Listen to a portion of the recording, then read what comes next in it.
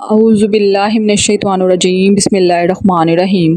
حضور اکرم صلی اللہ علیہ وسلم فجر کی نماز کے بعد صحابہ کرام سے دریافت فرما لیا کرتے تھے کہ تم میں سے کسی نے کوئی خواب دیکھا ہے؟ اگر کسی نے خواب دیکھا ہے تو آپ صلی اللہ علیہ وسلم اس کی تعبیر فرما دیا کرتے تھے۔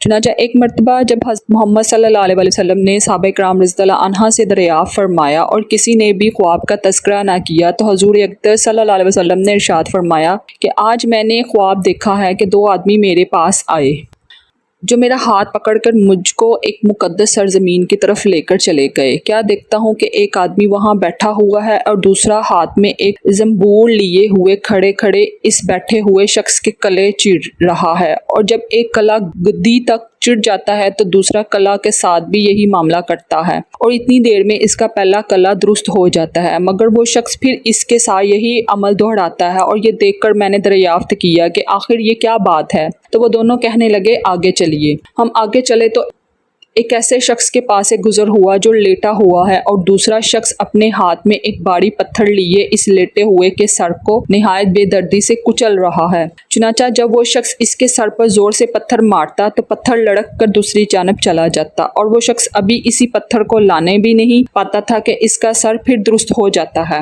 اور پھر وہ اسی طرح اس کا سر پھوڑتا رہتا۔ اور یہ ماجرا دیکھ کر میں نے دریافت کیا کہ یہ کیا قصہ ہے؟ تو وہ آدمی کہنے لگے آگے چلیے۔ جب آگے چل کر ہم ایسے غار پر پہنچے تو جو تندور کی طرح اندر سے کشادہ تھا، اوپر سے تنگ، جس میں آگ دہک رہی تھی، اور بہت سے مرد و عورت اس میں پڑے تھے۔ جب آگ کے شعلے بلند ہوتے تھے تو وہ سب اوپر اٹھتے اور نکلنے کے قریب ہو جاتے، اور جب آگ نیچے بیٹھتی تو اس کے ساتھ نیچے چلے جاتے۔ یہ دیکھ کر میں نے معلوم کیا یہ کیا معاملہ ہے، تو وہ کہنے لگے آگے چلیے۔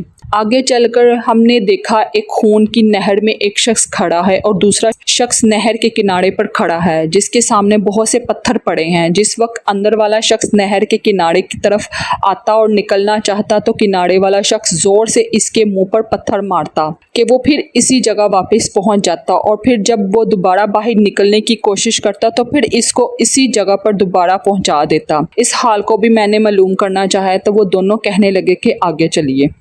آگے چل کر ہم ایک ایسے سرسبز و شاداب باغ میں پہنچے جس میں ایک بہت بڑے درخت کے نیچے ایک بوڑھا آدمی اور بہت سے بچے بیٹھے ہیں۔ اسی درخت کے قریب ایک اور شخص بیٹھا ہوا ہے جس کے سامنے آگ جل رہی ہے جس کو وہ مزید بھڑکا رہا ہے۔ پھر وہ دونوں مجھے اس درخت پر چڑھا کر لے گئے جس کے درمیان میں ایک خوبصورت مکان میں تھا۔ وہ دونوں مجھے اس مکان میں لے گئے۔ اتنا عمدہ مکان میں نے کبھی زندگی میں نہیں دیکھا تھا، جس میں بہت سے بوڑھے، جوان اور بچے موجود تھے۔ پھر باہر لا کر اس سے بھی اور اوپر لے گئے جہاں پہلے گھر سے بھی زیادہ عمدہ مکان تھا جس میں صرف بوڑھے اور جوان تھے۔ اب میں نے ان دونوں سے کہا تمام رات مجھے لیے پھرتے رہے ہو، آخر ان اسرار کے حقائق سے بھی تو آگاہ کرو۔ جب انہوں نے بتایا کہ جس شخص کے کلے چیرے جا رہے تھے وہ جھوٹا شخص ہے جس کی جھوٹی باتیں دنیا میں مشہور ہو جاتی تھی، قیامت تک وہ اسی سزا میں مبتلا رہے گا، اور جس کا سر پھوڑا جا رہا تھا وہ ایسا شخص ہے جس کو اللہ تعالیٰ نے علم قرآن عطا فرمایا مگر رات کو غافل ہو کر سوتا رہا اور دن کو اس پر عمل نہ کرتا تھا، قیامت تک وہ اسی عذاب میں مبتلا رہے گا، اور آگ کے غارے میں